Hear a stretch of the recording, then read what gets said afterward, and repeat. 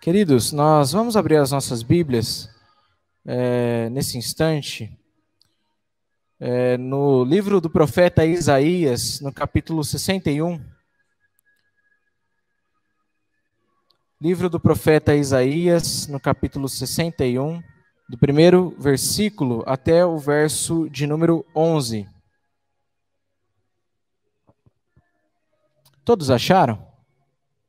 Esse é o texto da nossa meditação e diz assim: O Espírito do Senhor Deus está sobre mim, porque o Senhor me ungiu para pregar boas novas aos quebrantados. Enviou-me a curar os quebrantados de coração, a proclamar libertação aos cativos e a pôr em liberdade os algemados, e a pregoar o ano aceitável do Senhor, e o dia da vingança de nosso Deus, a consolar todos os que choram, e a pôr sobre os que em Sião estão de luto uma coroa em vez de cinzas, óleo de alegria em vez de pranto, vestes de louvor em vez de espírito angustiado, a fim de que se chamem carvalhos de justiça, plantados pelo Senhor para a sua glória. Edificarão os lugares antigamente assolados, restaurarão os de antes destruídos e renovarão as cidades arruinadas, destruídas de geração em geração. Estranhos se apresentarão e apacentarão os vossos rebanhos. Estrangeiros serão os vossos lavradores e os vossos vinhateiros. Mas vós sereis chamados sacerdotes do Senhor, e vos chamarão ministros de nosso Deus. Comereis as riquezas das nações, e na sua glória vos gloriareis. Em lugar da vossa vergonha, tereis dupla honra. Em lugar da afronta, exultareis na vossa herança. Por isso, na vossa terra, possuireis o dobro, e tereis perpétua alegria.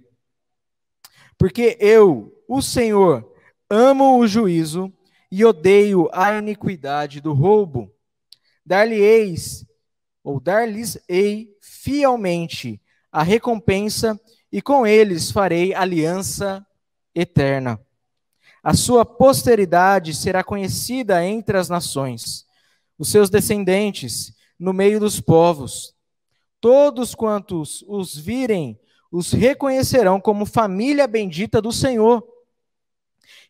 Regozijar-me-ei muito no Senhor. A minha alma se alegra no meu Deus, porque me cobriu de vestes de salvação e me envolveu com um manto de justiça, como noivo que se adorna de turbante, como noiva que se enfeita com as suas joias. Porque, como a terra produz os seus renovos, e como o jardim faz brotar o que nele se semeia, assim o Senhor Deus fará brotar a justiça e o louvor perante todas as nações. Amém. Oremos, queridos. Eterno Deus, amado Pai, muito obrigado pela Tua palavra lida nesse instante. Obrigado a Deus porque até aqui o Senhor tem nos ajudado, tem nos sustentado, nos guiado pelo Teu Santo Espírito, ó Deus. Obrigado porque não somos deixados à mercê do nosso coração que é corrupto e enganoso. Mas, ó Deus, nós recebemos a Tua misericórdia em ocasião oportuna, para assim andarmos por caminhos aplanados, ó Deus, por caminhos de justiça, caminhos de paz, caminhos de amor, caminhos, ó Deus, que são agradáveis ao Senhor, caminhos bons, ou o próprio caminho que é o Senhor Jesus. Ó Deus, nós clamamos que através dessa porção lida, o Senhor fale poderosamente ao nosso coração, e que não venhamos a nos esquecer de nenhum só dos teus estatutos, mas, ó Deus, cumpri-los todos em gratidão ao Senhor. Obrigado, ó Deus, por tão grandiosa salvação e por tão grandiosa direção. Te agradecemos, te louvamos e o adoramos, em nome do Senhor Jesus. Amém. Queridos, nós, como o pastor pregou semana passada, estamos nesse tempo de expectativa para uma das datas mais importantes no calendário cristão, que é o Natal. E no Natal nós relembramos a encarnação do próprio Deus na pessoa de seu Filho, Cristo Jesus, para habitar entre nós, para nos substituir na cruz e efetuar a salvação. Como nós vimos na semana passada, não haveria a cruz, que é o ápice da salvação, se não houvesse a manjedoura. E por isso nosso coração medita nas verdades concernentes à promessa do Messias nesse tempo, para que a gente possa ser encorajado a viver confiado nas promessas do Senhor e na expectativa da vinda de Cristo. O tempo do Advento, além de relembrar a expectativa dos primeiros ali, ou dos israelitas desta época, que esperavam o Messias ansiosamente, esperavam ver a salvação do Senhor, a libertação do Senhor. Além disso, além dessa expectativa da humanidade de um Salvador, ela também nos volta os olhos para a segunda vinda de Cristo. E nos traz à memória a certeza de que assim como Deus cumpriu a sua promessa de um Salvador perfeito, assim também a promessa de que o Senhor Jesus está conosco todos os dias e que Ele retornará em grande glória e majestade para consumar todas as coisas, para destronar todos os inimigos, para, de fato, completar a obra de restauração de todas as coisas, nós podemos confiar que essa promessa é verdadeira e que ela se cumprirá.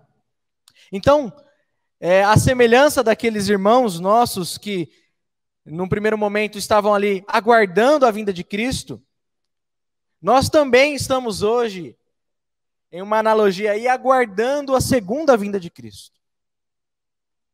Para que então alcancemos no Senhor Jesus plena salvação.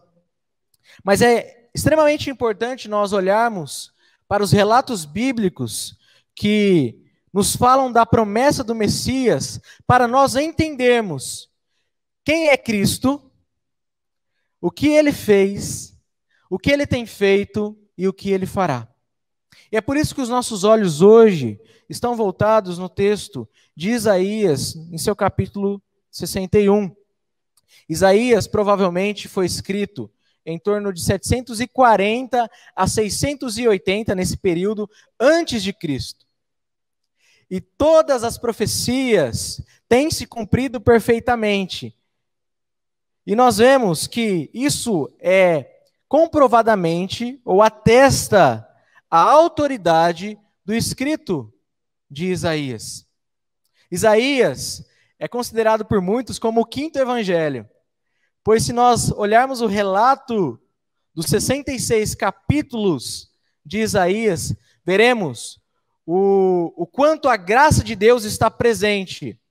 Muitos pensam, que no Antigo Testamento é um tempo de ira, um tempo de julgamento, um tempo de morte, de destruição, mas o tempo da graça começa no momento em que o Senhor Jesus, ou que o Senhor promete lá no Éden, aos nossos primeiros pais, que haveria um descendente que esmagaria a cabeça da serpente, porque nós não seríamos, ou não teríamos competência para assim fazer.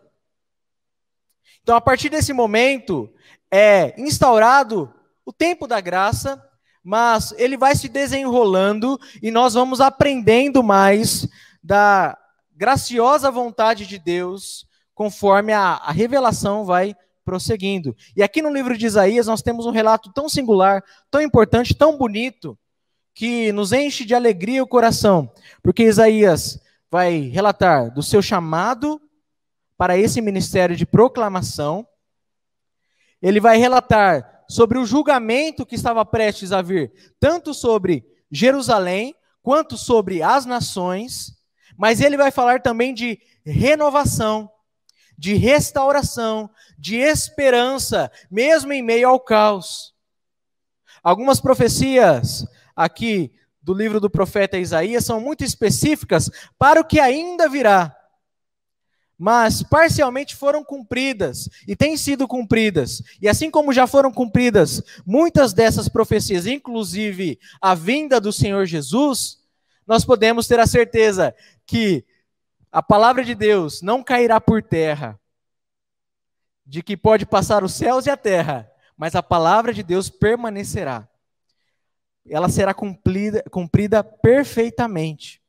E nós encontramos isso no relato de Isaías. Vemos a renovação tanto do tempo presente, que é começada com a vinda de Cristo, quanto da nova Jerusalém que nos aguarda em grande glória, preparada pelo Senhor para cada um daqueles que confiam, descansam e temem o seu nome.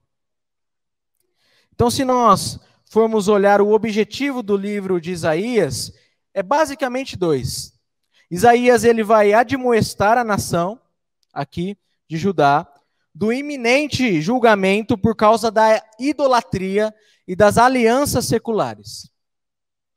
Aqui, tanto Israel quanto Judá se envolveram em caminhos de idolatria, abandonaram os caminhos do Senhor, rejeitaram o sacrifício que era prestado diante de Deus e, por vezes, faziam cultos totalmente alheios àquilo que Deus havia estipulado para obras feitas por suas próprias mãos. Eles haviam feito alianças com outras nações, mesmo Deus deixando muito claro que eles deveriam confiar e temer no seu nome para os libertar de toda e qualquer situação. Então aqui, Isaías, em sua palavra profética, ele está dizendo, ou ele está anunciando o iminente julgamento a essa nação. Mas um segundo propósito, que nós acabamos pincelando ele logo no começo, é lembrar a nação também que Deus ele tem um programa divino de libertação. Especialmente o seu programa redentor por meio do Messias. Ele primeiramente viria como servo sofredor, e aí a gente tem um belo texto de Isaías 53, que nos lembra do sofrimento do servo, e o servo é o Senhor Jesus. Como mais tarde, ele viria, ou ele virá, como governador de todo mundo. Então, esse propósito duplo está no coração de Isaías para anunciar tanto o julgamento, mas para dizer, olha, mesmo que o julgamento venha, aqueles que confiam no Senhor, aqueles que temem o Senhor, podem ficar tranquilos, se a gente pode colocar assim, ou descansados, porque o Senhor cumprirá a sua palavra de redenção, de restauração. E mesmo que o tronco da árvore seja cortado, brotará o renovo. E nós vimos isso na pregação passada. A salvação ela vem do Senhor. Ela não vem de ídolos. Ela não vem de alianças que nós fazemos aí secularmente para proteção pessoal, como aqui a nação de tanto Israel primeiramente quanto Judá depois veio a fazer.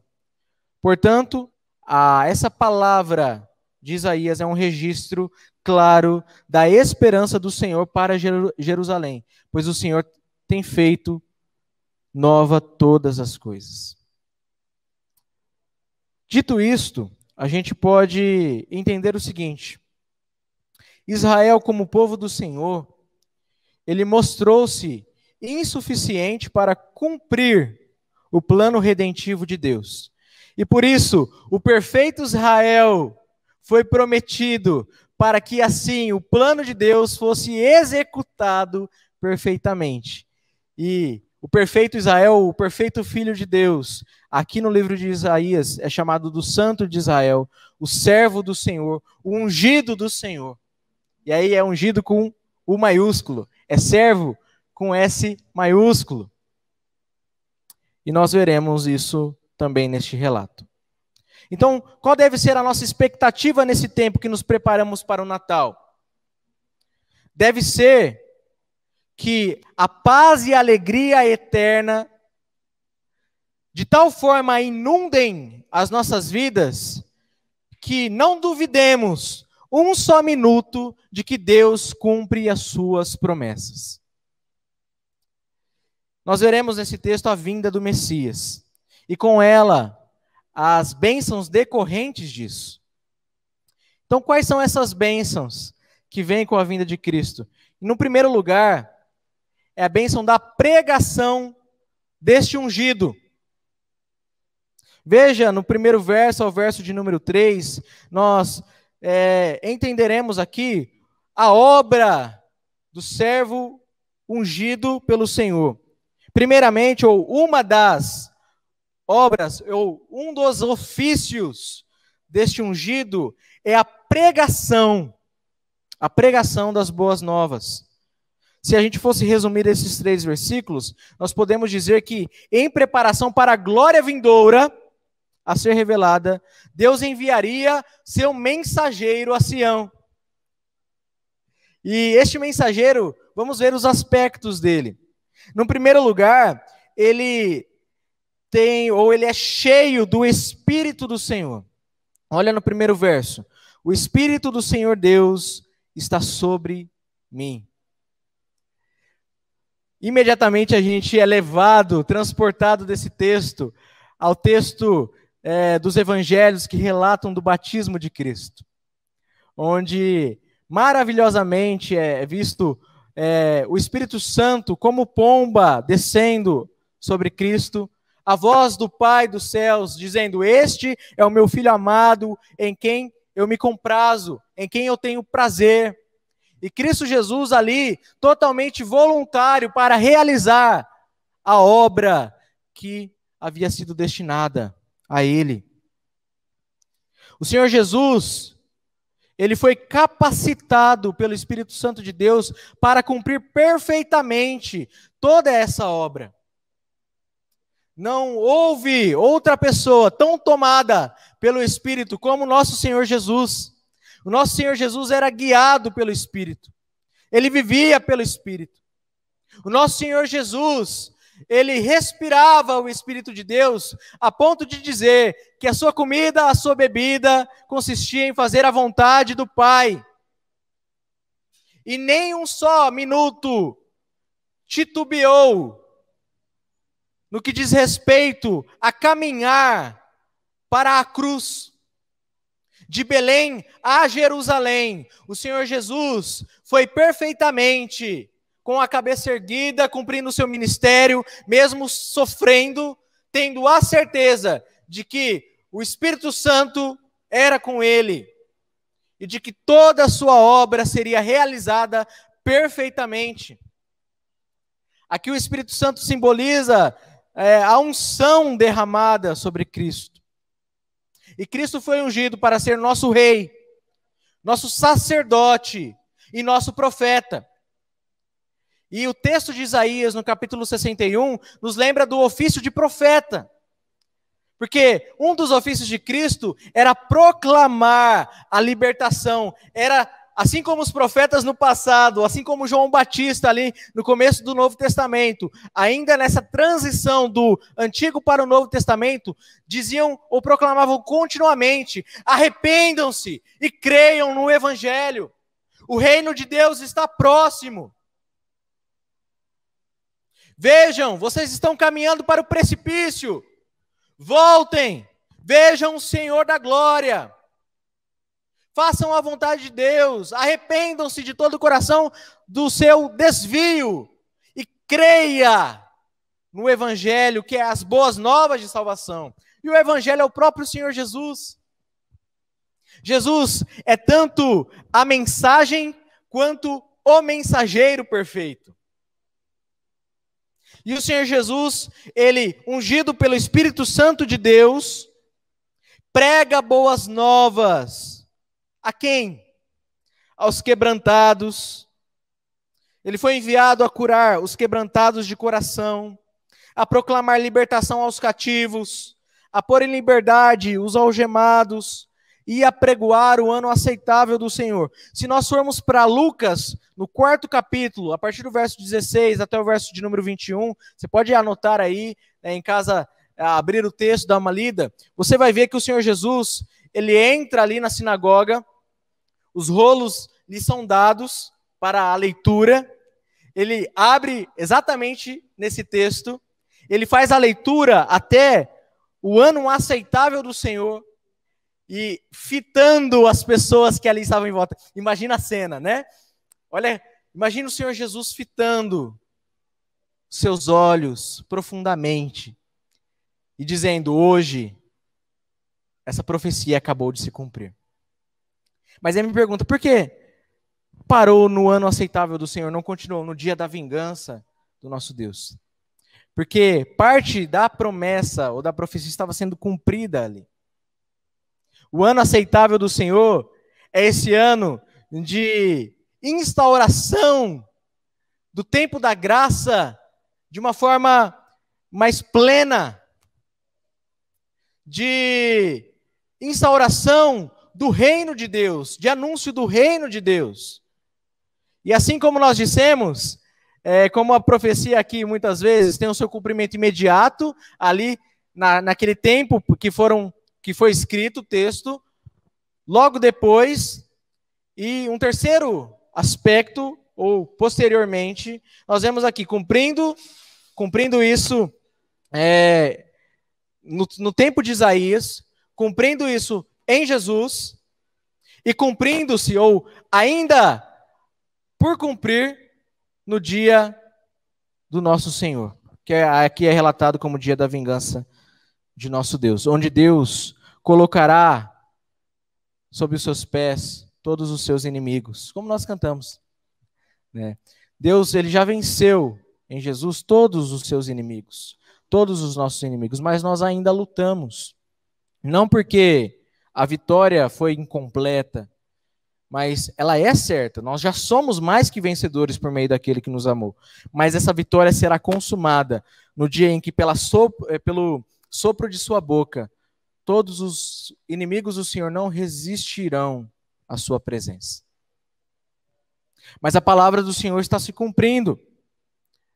Nós somos esses quebrantados.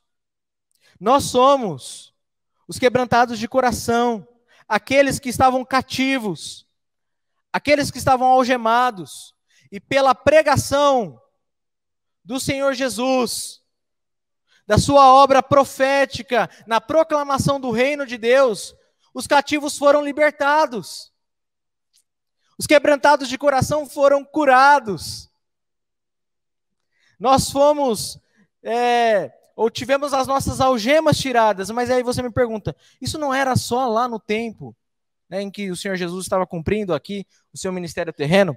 Não, o Senhor Jesus continua ainda hoje exercendo o seu ofício profético de proclamação através da sua igreja.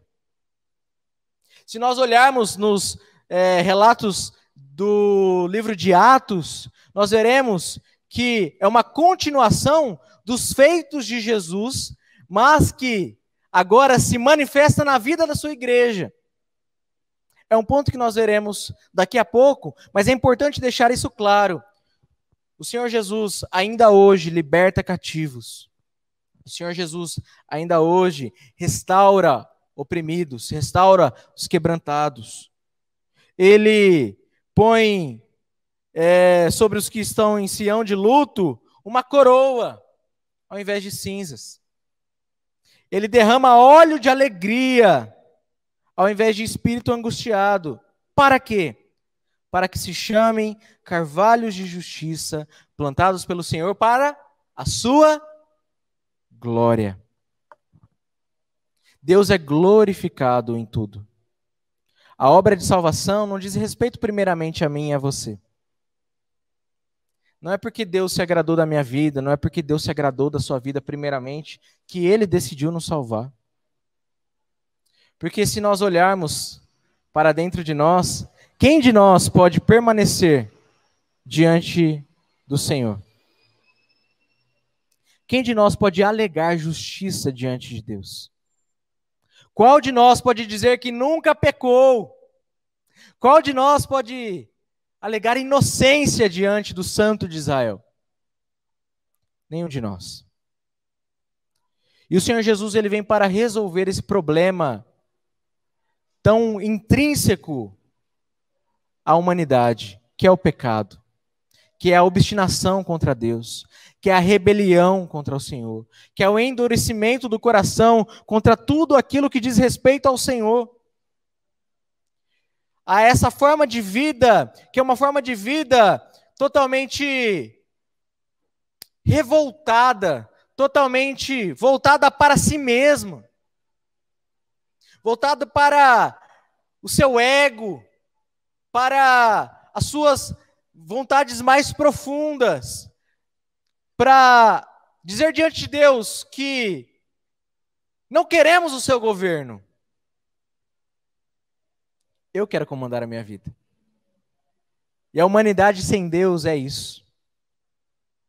É uma humanidade arrogante, soberba, orgulhosa. E isso foi o pecado dos nossos primeiros pais, e não se enganem, é o nosso pecado também. Mas o Senhor Jesus, ele veio proclamar libertação disso. Porque agora nós não estamos mais escravizados pelo pecado. Nós não estamos mais cativos. Agora nós somos libertados.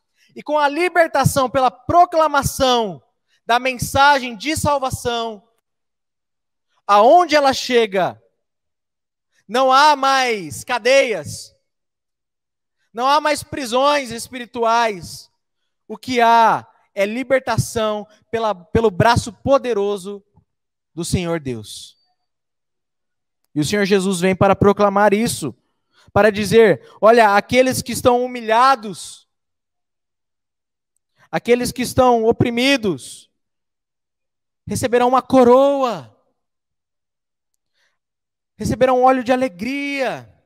E isso, particularmente, no contexto de Isaías, é algo que deve ter mexido muito com o coração daqueles que ali estavam, porque provavelmente no tempo que Isaías escreve o capítulo 61 até aí o capítulo 66, o povo de Judá já estava no exílio, já tinha sido levado para o exílio. Lembra da série de Lamentações que nós pregamos há algum tempo aqui na igreja? Então, todas aquelas maldições, toda aquela miséria, toda aquela destruição relatada ali no livro de Lamentações, foi por conta do pecado e obstinação aqui do povo.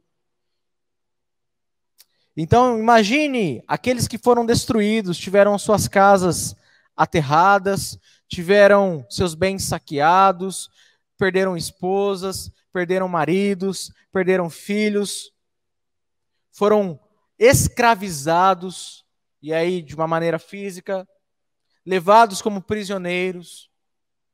Imagine como estava o coração destes que haviam sido levados para o exílio. Mas Isaías, ele fala, olha, no meio de toda essa desgraça, o renovo de Deus brotará desse tronco cortado. O rebento de Jessé, a raiz de Davi. Então Isaías vem para nos lembrar da preciosidade do Senhor Jesus. E tudo isso é para a glória de Deus.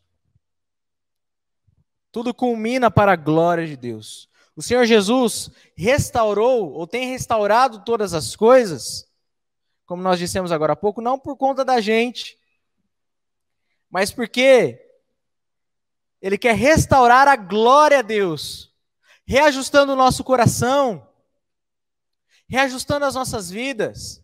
Nós agora podemos viver diante de Deus, glorificando a Ele em tudo que nós fazemos. Olha a obra maravilhosa de Cristo.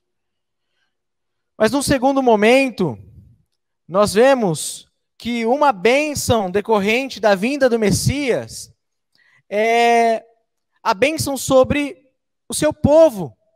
A partir do verso de número 4 até o verso de número 9, nós se fôssemos resumir, podemos dizer que nessa sessão é prometido aqui que o povo de Deus será conhecido como sacerdócio do Senhor. Ao passo que outros reconhecerão as bênçãos divinas conferidas ao ministério deles. O que isso quer dizer? Se nós formos olhar aqui, a partir do verso de número 4, em outras palavras, você pode acompanhar aí em sua Bíblia, diz assim, olha, reconstruirão as antigas ruínas, restaurarão os lugares desde muito destruídos, renovarão as cidades devastadas há gerações e gerações.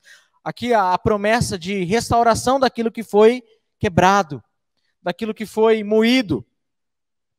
Estrangeiros serão seus servos, alimentarão seus rebanhos, lavrarão seus campos e cuidarão de suas videiras. Veja, as nações verão que o povo de Deus é abençoado e Deus, através das nações, abençoará o seu povo. Uma bênção decorrente da vinda do Messias. Verso 6, vocês serão chamados de sacerdotes do Senhor, ministros de nosso Deus. Das riquezas das nações se alimentarão, se orgulharão de possuírem os tesouros delas. Em lugar de vergonha e desonra, como era a situação ali, e era a nossa situação também espiritualmente, desfrutarão de uma porção dupla de honra. Terão prosperidade em dobro em sua terra e alegria sem fim. Olha quantas bênçãos o povo de Deus recebe por conta da vinda do Senhor Jesus. Nós devemos ter isso bem claro no nosso coração, que restauração, que bênçãos verdadeiras e não falsas, como o pecado promete alegria, né? O pecado promete muitas coisas, mas no final ele não cumpre nada do que promete.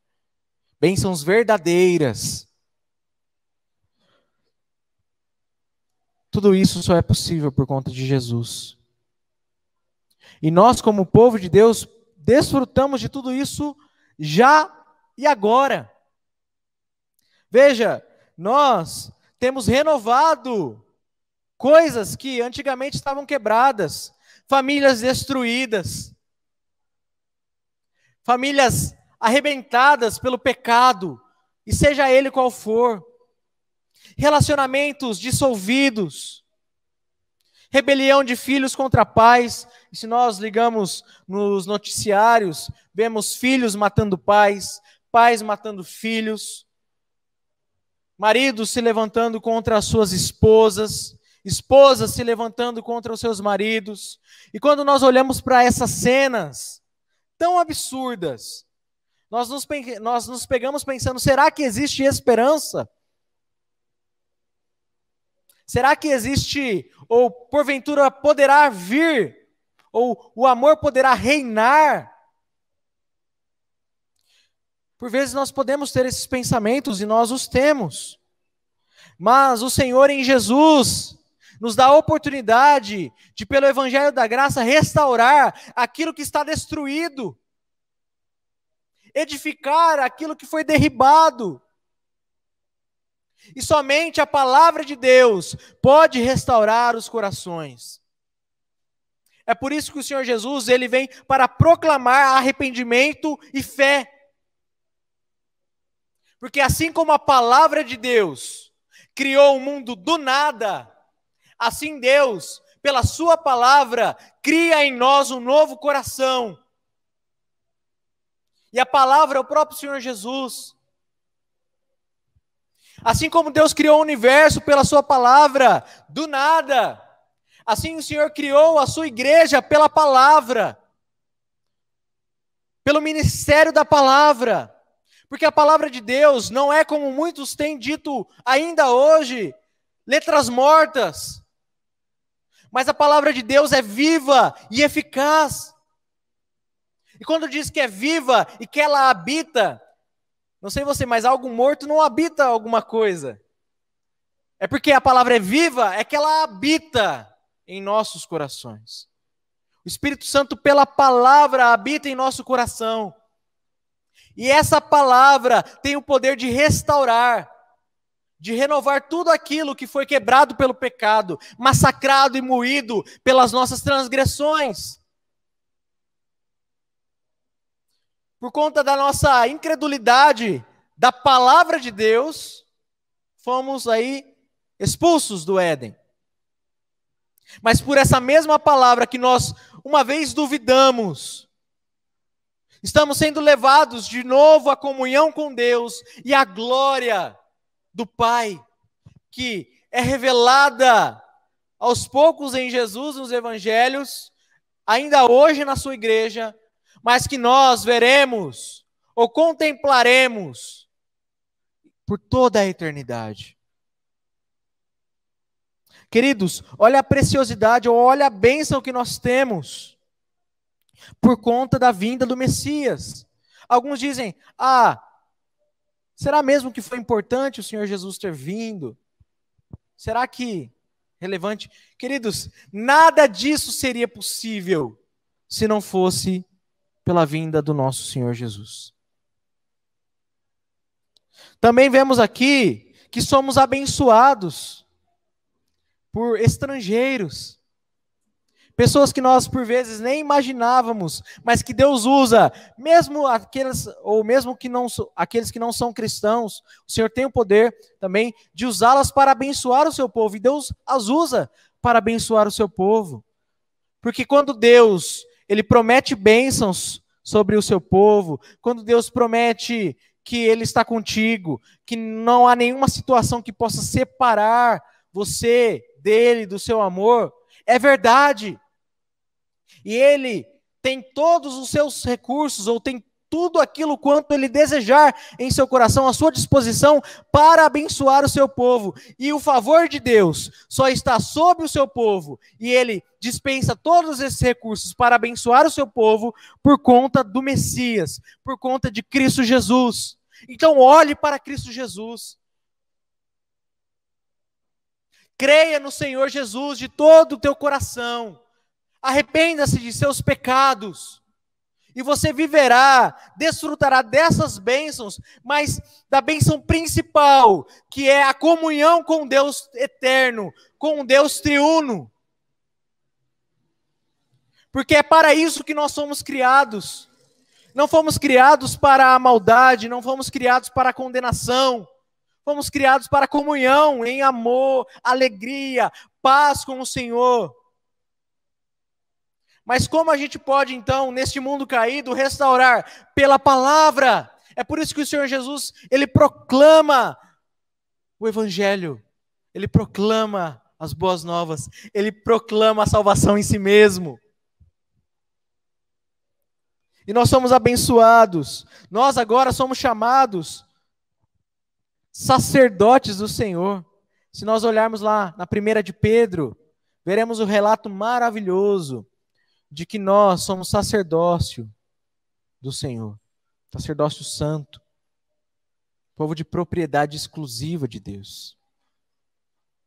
E o que significa sermos sacerdotes? É que você, todos nós cristãos, não precisamos de um mediador entre nós e Deus, além do Senhor Jesus. Mas nós mesmos podemos nos achegar a Deus em qualquer momento, porque o caminho foi aberto para clamar por nós, para conversarmos com o Senhor, para clamar pelos outros, pela obra de intercessão. Então nós somos sacerdotes do Senhor, ministros do Senhor, que ao mesmo tempo que tem acesso ao Senhor, proclama a palavra de Deus, assim como o Senhor Jesus. Veja no verso 7 que nós temos já agora também, é claro que isso se consumará perfeitamente na segunda vinda de Cristo, mas que nós já temos agora dupla honra. Temos o Espírito que habita em nosso coração, amados. Nós temos a herança, que é a herança de Cristo. Somos coparticipantes da herança de Cristo. E nós exultamos nessa herança. Porque todos os bens de Cristo são nossos, porque Ele assim decidiu compartilhar com cada um de nós. Porque no verso 8 diz: eu, o Senhor, amo o juízo e odeio a iniquidade do roubo. Dar-lhe-eis fielmente a sua recompensa e farei com eles aliança eterna. O Senhor Jesus, prestes a cumprir a sua obra, ali naquele momento tão singular, ele pega os elementos e fala: este é o sangue da nova aliança. Esse é o cálice da nova aliança. Este é o meu corpo que é entregue por vós. Veja, a nova aliança foi feita, ou essa aliança eterna foi selada, ratificada e é consumada pelo sangue de Cristo Jesus vertido na cruz. Então não despreze a cruz, não despreze o sangue de Cristo. Porque para o mundo pode parecer loucura. Como que alguém pode salvar alguém morrendo, humilhado? Como? Mas aquilo que é horrendo aos olhos humanos, ou é loucura aos olhos humanos, é o poder de Deus para a salvação de todo aquele que crê. E é por meio desse poder que nós temos aliança com Deus. E como nós dissemos hoje pela manhã, aliança que Deus ele não vai quebrar, porque é Ele quem faz conosco. Não somos nós que propomos a aliança e nos comprometemos a mantê-la, mas o próprio Deus faz essa aliança eterna conosco.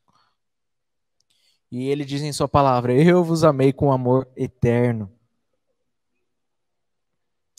Verso 9 mostra uma outra bênção também, que é: a sua posteridade será conhecida entre as nações, os seus descendentes no meio dos povos. Todos quanto os virem reconhecerão como família bendita do Senhor. A minha pergunta é, para mim e para você: por onde a gente anda hoje? Nós somos reconhecidos como família do Senhor? Porque um filho, ele pode até ser, em essência, diferente do seu pai, mas dos seus pais, mas ele vai refletir o caráter deles. Nós refletimos o caráter de Deus? As pessoas podem olhar para nós, e quando olham para nós, veem filhos do Senhor, família do Senhor? É uma pergunta a ser feita. Mas é uma bênção que nós recebemos, é um privilégio de sermos família. Então não despreze esse privilégio. Nesses tempos, a gente corre o perigo aí de nos distanciar dos nossos irmãos. Mas veja, é uma bênção conquistada pelo ministério de Cristo. Nós somos família bendita do Senhor. Por que a gente vai desprezar tão grandiosa bênção que Deus nos dá para fortalecer, para restaurar, para levar-nos à presença dEle mais e mais? Não despreze os momentos de comunhão, porque nós somos família bendita do Senhor.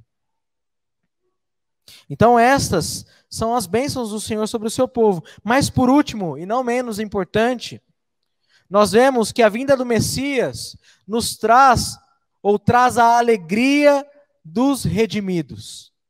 A alegria dos redimidos. Verso 10 e 11 nós vemos isso. E se nós mais uma vez fôssemos resumir, nós podemos dizer que a retidão e o louvor brotarão perante todas as nações.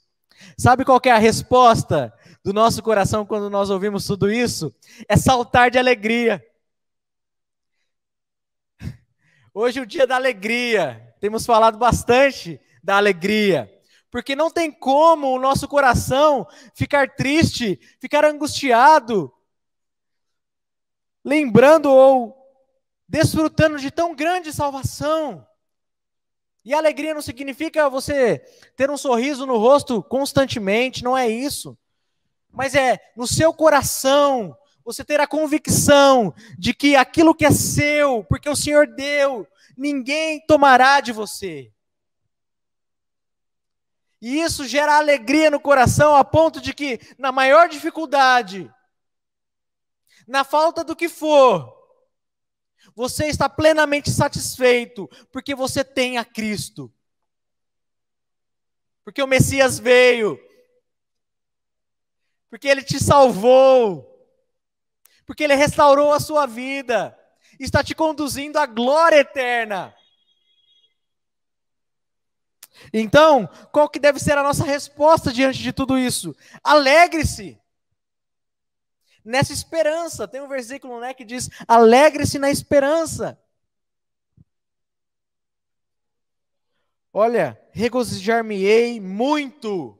Não é pouco, é muito no Senhor. A minha alma se alegra no meu Deus, porque me cobriu de vestes de salvação e me envolveu como um manto de justiça, como noivo que se adorna de turbante, como noiva que se enfeita com as suas joias. Nós somos a noiva adornada de salvação e de justiça. E por isso nós louvamos, por isso nós nos alegramos. No verso 11 diz: porque, como toda a terra produz os seus renovos, e como o jardim faz brotar o que nele se semeia, assim o Senhor Deus fará brotar justiça e louvor perante todas as nações. Isso tem sido cumprido durante esse tempo. Porque Deus tem chamado para si, Deus tem salvado gente de toda tribo, língua, raça, povos, nação. E onde o evangelho chega, essa alegria chega. Esse louvor chega. Então, todas as nações estão vendo o louvor que é dado a Deus. E nesse louvor há também o sentido de proclamação. Quando nós louvamos a Deus publicamente, nós estamos aí demonstrando a todos aqueles que estão ao nosso redor, nossa vizinhança, nossa cidade, que o Senhor salva. E por isso nós nos alegramos. Lembra do salmo que nós lemos no começo do culto? Salmo de número 126. Quando o Senhor restaurou a sorte de Sião, ficamos como quem sonha. Nosso coração se encheu de alegria. Grandes coisas fez o Senhor por nós. Por isso estamos alegres. Alegre-se no Senhor. Para terminarmos, apenas algumas considerações para a nossa vida. Como viver, então? A gente já disse muita coisa, né? Mas apenas para refrescar a nossa memória. Do que devemos fazer a partir de agora? Como viver com a vinda do Messias e nessa expectativa da segunda vinda dele? Viva cumprindo o seu ministério. Qual que é o seu ministério? Primeiramente, como cristão, seu ministério é o ministério de reconciliação e pregação do reino de Deus. Isso envolve uma vida ativa de pregação das boas novas, principalmente entre aqueles que Cristo ainda não foi anunciado. Cristo, ele continua exercendo o seu ministério através da vida da sua igreja. Portanto, você e eu somos chamados a cumprir esse ministério de proclamação do Evangelho de Deus. E proclamar não é só estar à frente no púlpito, pregar, não é só, mas é testemunhar no dia a dia para as pessoas ao seu redor dessa salvação. Para falar, olha, você que está cansado, você que está oprimido, você que está sobrecarregado, há salvação em Jesus. Não há salvação nas coisas que você está buscando. Há salvação somente em Jesus. Testemunhe isso. Quando as pessoas virem a sua alegria e perguntarem, por que você é tão alegre? Fale, é porque Jesus me salvou. É porque Jesus me transformou. É porque eu estava algemado e fui liberto. É porque as minhas cadeias, os meus grilhões foram dilacerados pelo amor de Deus. E no segundo momento, viva ou desfrute das bênçãos do Senhor. Desfrute. E não viva como se hoje já você não fosse abençoado. É claro que no mundo nós temos aflições, Mas o Senhor Jesus venceu o mundo. Ele está retornando para consumar essa salvação. E o dia está próximo. E o tempo da graça, o tempo de arrependimento é hoje. Chegará o dia em que o Senhor Jesus voltará, não haverá mais tempo para arrependimento. Não haverá tempo para consertar a vida. Não haverá mais tempo para arrepender-se. Será o dia da vingança do nosso Deus. Ele exaltará os que foram humilhados, como nós lemos hoje no Cântico de Maria, né? Lá em Lucas 1.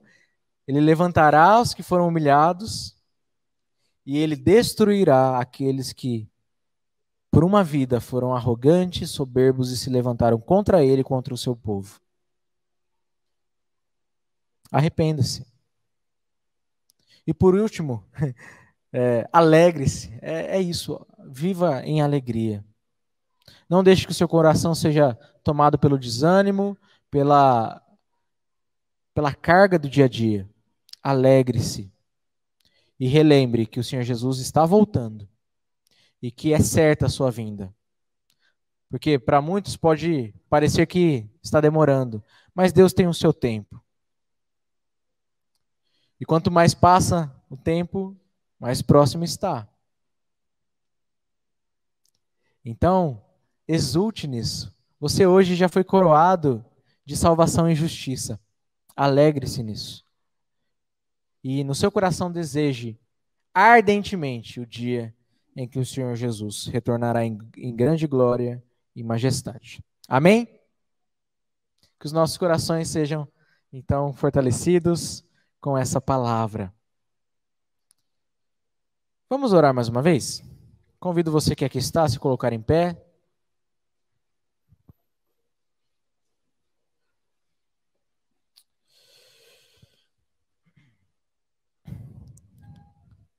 Eterno Deus, amado Pai, muito obrigado pela Tua palavra revelada a nós, ó Deus. Muito obrigado porque nós temos acesso a ela. E muito obrigado, ó Deus, porque o Teu Santo Espírito falou aos nossos corações nessa noite. Deus, pedimos que o Senhor confirme tudo isso que nós acabamos de ouvir em nosso coração. E que não sejamos negligentes, ó Deus, diante de tão preciosa salvação.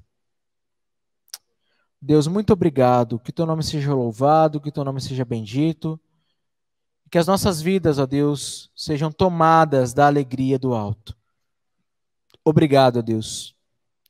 E que o nosso coração também não se esqueça que assim como o Senhor Jesus veio para cumprir a sua obra, Ele retornará. Por isso nos ensine a viver, ó Deus, não desejando as coisas que são da terra, mas desejando ardentemente as coisas do alto, pensando no alto, buscando as coisas que são do alto, para não criarmos raízes aqui, pois sabemos, ó Deus, que o seu julgamento é certo sobre o mundo que jaz no maligno, mas que também a exaltação do Senhor sobre os mansos e humildes de coração é mais certa do que qualquer coisa, ó Deus. Obrigado, porque tudo isso só é possível pelo nosso Salvador, Senhor Jesus.